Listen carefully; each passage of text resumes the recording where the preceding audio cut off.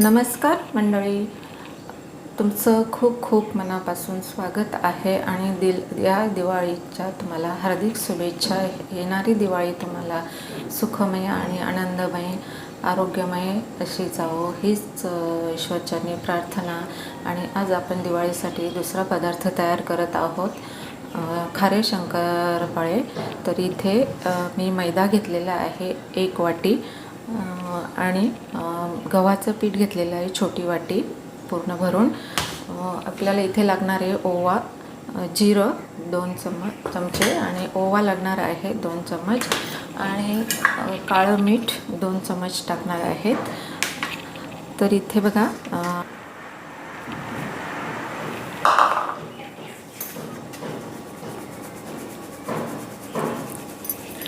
त्यामध्ये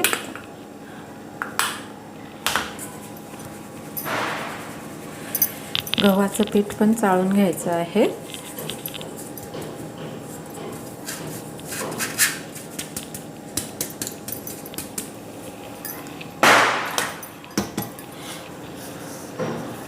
इथे ओवा चांगला क्रश करून घ्यायचा आहे, त्यामुळे छान वास येतो। जिरं टाकून घेणार आहोत। इथे काळं मीठ टाकून घ्यायचं आहे, म्हणजे चटणी छान चव येते। आणि थोडंसं साधं मीठ टाकून घेणार आहोत। इथे मी गॅसवर तेल मोठे 2 चमचे कडकडीत तापत ठेवलेले आहे, ते आपण पिठावर टाकून घेणार आहोत। गॅस बंद करूया आणि गरम आहे तोपर्यंत चमच्याने हलवून घ्यायचं आहे। हे बघा, आपला असं पिठाचा गोळा तयार होतो, म्हणजे आपलं मोहन चांगलं तेलात पिठामध्ये मिक्स झालेलं आहे। तर इथे आपण थोडं थोडं पाणी टाकून घेणार आहोत।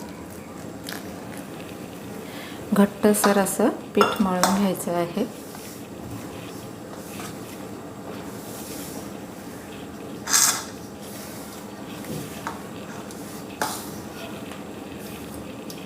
अजून थोडं पाणी टाकून घेणार आहोत। छानपैकी गोळा आपला तयार झालेला आहे आणि तेल लावून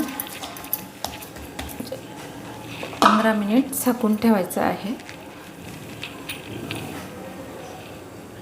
हे बघा, छान आपलं पीठ मऊ झालेलं आहे।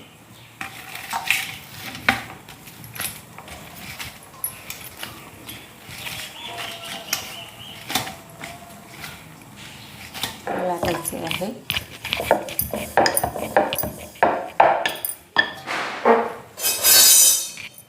इथे कात्याने आपण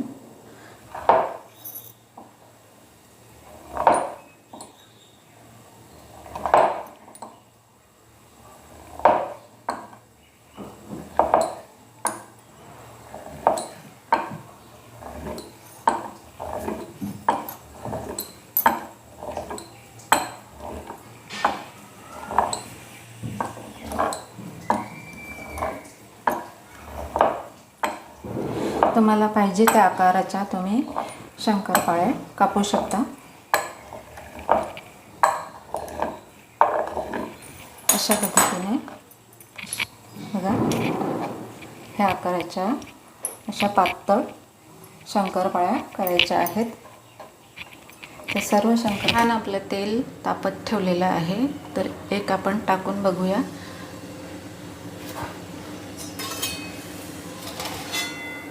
हे बघा, छान वर आलेले आहे।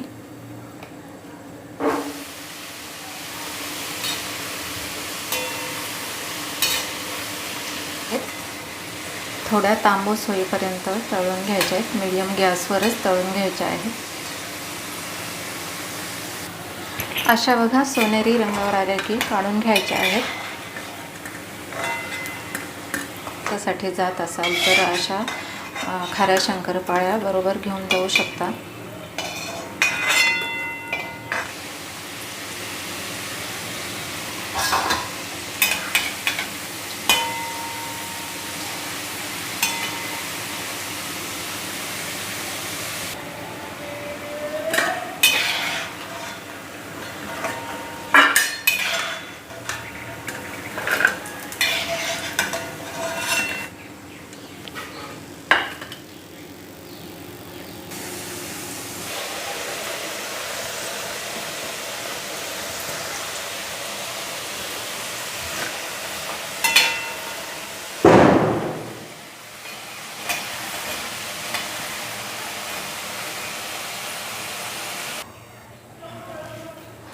बघा, आपली सर्व खारी शंकरपाळी तळून तयार झालेली आहे. अगदी बिस्किटसारखी कुरकुरीत बघा, छान अशी.